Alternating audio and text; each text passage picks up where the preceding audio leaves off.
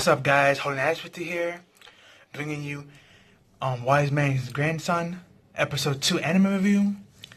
This was a really great episode again. With this episode, I'm loving this series more and more. I never read the light novel or the manga of it. I'm anime only. And like I said in my last review, I'm really blind going into this because I have known nothing about it.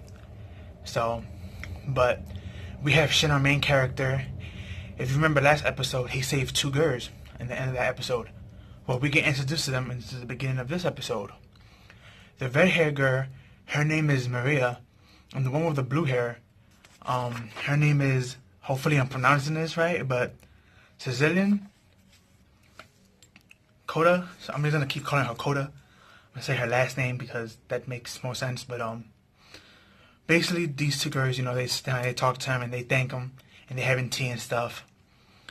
And they're just talking about the school exams. And Shin is like, oh, you taking them too? And they're like, yeah, we want to take them together and pass together and take them at the same time. Then they realize after telling him, Shin their dreams and stuff, or their goal, they realize, wait, you too? Aren't you a knight? And he was like, oh no, I'm not a knight, I'm a student myself. And they're like, serious? He's like, yeah, I'm taking the test tomorrow as well. And he started shaking all their hands saying, good luck and hopefully we can all pass and be friends. And Maria, she didn't have a problem shaking his hand. But Coda, she did. She kind of like freaked out and blushed. And Maria realized this and she started like picking on her saying, oh, love at first sight after he's rescued us. Damsel in distress. And she started blushing saying, no, it's not that. It just, well, my heart kind of pumps every time he talks to us. Or when I look at him. And she was like, mm-hmm. And she's just making fun of her. And Shin was like, well, I gotta leave, so I'm gonna pay this bill real quick and see ya. And they split their ways. Then we have the next day when they're in school, seeing what class and what dorm they have to take their test in to see if they pass or not. And while Shin is reading the board, this blonde hair guy just goes up and is like, yo, move. And Shin's like not paying attention because he's reading the board. And he got loud. He's like, move. And Shin was like just in a dialogue into himself still. So it didn't really hear him. He's like blocking out everything, everybody. So this kid makes some mistakes and he grabs Shin by the shoulder. And that wakes up Shin. And he goes into like this martial art mode. And he just grabs his arm and he bends him on the ground. And he's like, what you doing touching my shoulder like that? Forcefully without my permission. And he was like, he was basically stating his status. He's a rich kid, I guess. From his status that he was stating, he was like, I'm royalty, you can't treat me like this, blah, blah, blah. And he's like, you know what I can do to you? And the instant he started saying everything, and talking all this smack, the other kid comes in. And he's also a student there. And he has blonde hair as well. And he's one of the guys we see in the opening who's going to be friends with Shin. He comes in and he tells the guy, he says some straight, he's like, there's a rule in this school that we can't use our authorities or our title status to pick on other students or belittle them. That's against the rules here. You should know better than this as being royalty. And the guy gets freaked out by his talking to him. Everybody's seeing him. He's like freaked out. He's like, I'm sorry. And he leaves. But he gives Shin a mean look. Then we find out this guy, his name's August. But he told Shin to just call him Og. And that he's actually Uncle Deus' son. The next crown prince. So that was pretty cool. And Shin was like, oh my god, that's cool. I didn't know Deus had a son. Uncle Deus had a son. He's like, but wouldn't that make us cousins? And August just started laughing. He was like, yeah, you're right. I guess we are cousins. And he just patted him on the shoulder laughing. And August, so far through the whole episode, he seems pretty cool, but I can't wait to see more of him. But we get the next scene where like everyone's in their dorms taking their tests. In the classroom taking their tests. Then they get separated and they go to different sections to take their individual tests. Because the first test is just a written exam. Second test is like to see what type of magic you have and how you use it. And everybody had to take these straw pens and stuff. But when it came to Shin, the examiner said, the king told me about you. And he's giving me a message to deliver to you. Keep your power in check and don't go like too drastic. And he's like, oh, okay, that's easy. So he summons a blue flame and everyone gets freaked out saying, he's not even chanting anything. And when he blasts it, he makes this big explosion. And the lady was like, didn't I just tell you? And he was like, well, I was holding back a lot. And she was like, oh, really? And it was just hilarious seeing these guys, expressions towards each other and seeing how like Shin is so developed in magic from being so young. Because remember, he's only 15. All these people who are coming to the school are about 15, 16 years old.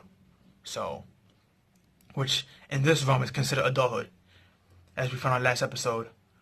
But after that, Shin gets picked to do the exam. Since, after the exam, he gets picked to make the announcement speech. Because this school has a tradition that whoever gets the highest score has to make the speech that's done for that year for the other upcoming students. So since he got the highest score and passed, he had to make that speech. And he was trying to pass it off to August, who's the king's son.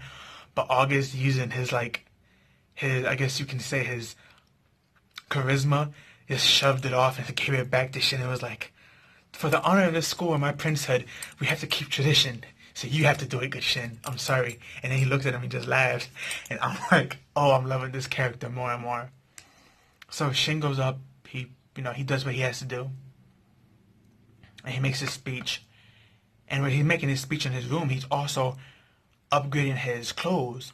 Because we found out that they give him magical clothes and books. And he breaks the enchantment seal on his clothes. And he makes another one on top of it that's even stronger. That actually makes the clothes even stronger than armor. It's no longer high-level mage stuff. And we already found out that these clothes were already enchanted to be the highest level of national, treasury. And Shin upgraded his even farther than that, which is very, very deadly and comes into play later on. But as Shin, the next day comes and he makes his speech for the school, we see that guy with the blonde hair getting real, real upset. He was upset the night before and he just stood in his room being angry that he's not in the S class, he's an A class. And he got mad at Shin passed and he's an S class, so he's getting jealous about that. But then find out that Shin has to make the speech in front of everybody, and everybody applauding him, and find out that he's Wolford. That's his last name, which makes him related to Merlin and Guru. That even got him even more mad and jealous. So he's plotting something. But then after he gives his speech, and everybody applauds, Maria says, can we speak to you? And Maria and Koda, they speak to him, and they basically tell him that somebody's harassing Koda, and can you help us out? And he had no problem helping. And the instant he said I have no problem helping, the guy comes up and harasses her. And guess who the guy is? The guy with the blonde hair. And we find his name out is Kurt. The one who was also jealous and picking on Shin. And he goes to touch Koda, but Shin comes in and slaps his arm. And he was like, she's my fiance. I can talk to her if I want to, mind your business. And Shin looks at her like, really? This is your fiance? And she was like, she really didn't say nothing, but it was like, no. Like she was terrified, so she really ain't say nothing. But we found out after Shin said, you could speak up. I'm here to protect you. She spoke up and she said, look, I don't like you. I'm tired of you harassing me and telling people that we're engaged when we're not. Leave me alone. So him being the rich boy that he is, he threw the only card he has in his pocket. Like most rich kids. He's like, I'm going to talk to my father. Because I know your father is the chief of Embryo. But my father is some secretary or something. And he's higher up. So basically he was threatening her. They're saying, I can get my dad if I were your dad. And they're both royalty. They're both nobles. They're not royalty. August is royalty. These two are nobles. Which nobles are under royalty. So. But I believe Kurt's dad is more noble than Koda's dad. So he was trying to play that card. But like I said, August, love that guy. He comes in again in the clutch and he saves them. And he was like, didn't I tell you earlier not to throw around titles and punishment? Well, if you want to talk to your dad, I can always talk to mine. And he was like, no, you don't have to talk to the king. No, this is cool. I'll leave it alone. And he looks at Shin mad again, and he just walks away. Then Shin takes all of them to his grandparents, and he explains the situation. And he was like, I want to enchant Koda's armor to be something like mine's. And she noticed that just by looking at Koda that something was wrong with her. So she kind of picks on her a little bit and teases her and says, you using Shin and you know how powerful he is and you just doing this so someone can bail you out of your own situation. And she kind of made her feel bad and she kind of cried. And she's like, yeah, you're right. I'm using Shin. I shouldn't be. I apologize. And she was going to walk out crying. but Granny stopped her, of course. So luckily, and Gerlu was like, "I'm sorry for picking on you. You have every right as a girl to use a boy if you need to." And I'm like, "That's so wrong, but it is what it is." And basically, Shin was like, he got the green light to do it. So he switched her magical enchantment and made her clothes as strong as his, so she can be protected. The only weak spot to this is that it doesn't protect your limbs, which is your arms and your legs or your head. It protects your whole back and front area from everything, but it doesn't protect your arms, legs, or head, so you have to be aware of your surroundings. And it doesn't protect you from sneak attacks either. So that's two weaknesses so far we know about the armor, or the advanced coating. And then we have the king explaining to him that you can't tell nobody about this or any of the other students, because if this were to go out, people will want to start making war just to get their hands on you, so you can enchant clothes as well and armors and make them even stronger. And Shin was like, "Oh my god, I never thought about this. This is a bad idea." He's like, "Well, I was thinking about making one for August, but since you said I shouldn't be using this no more." And the king was like, "Wait, for August, my son? Hold on, wait. Let's talk about this. You can still use it, just use it reasonable." And I'm like, after all this talking, you were just telling Shin about not telling nobody and not to make too much of these clothes. Now you're going to say it's okay.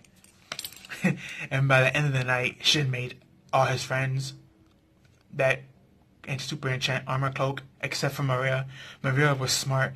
She's like, "I want no part in this super secret treasury thing that's going on. I don't want no part in this."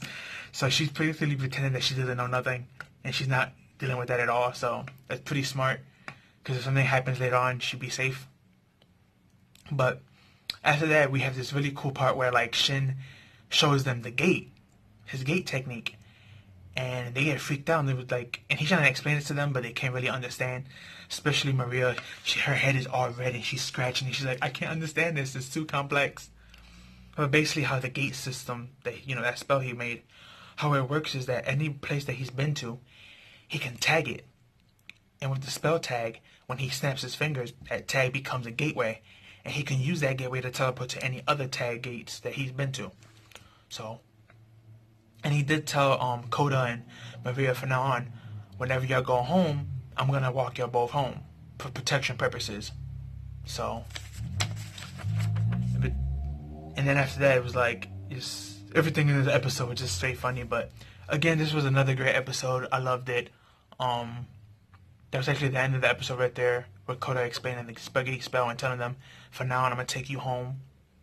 But I have a feeling that Kurt is going to be the main, I want to say the main villain, but I say he's probably going to be the antagonist for the first couple of episodes, and then probably after that we get the main villains. Or maybe through him we get the main villains, who knows. Or maybe he is maybe the main villain, who really knows. But I'm loving this series so far. I'm going to keep reviewing it as much as I love it. I'm not sure how many episodes it is, but since it's based off of a light novel, and light novel adaptations usually only gain 12 to 13 episodes, I'm assuming this anime is going to be that long. If it's longer, then correct me and comment down below and correct me. I wouldn't mind if it's longer, because I'm actually enjoying it a lot. But that's all I have for you guys. Please like, comment, share, subscribe, share with your family and friends. Give this video a like. Follow me on Twitter, link me down below. And tell me your thoughts and opinions of this episode. Tell me with minimum spoilers, anything that I probably missed in the last 2 episodes of me reviewing this. But that's all I have for you guys. Peace out and have a good one.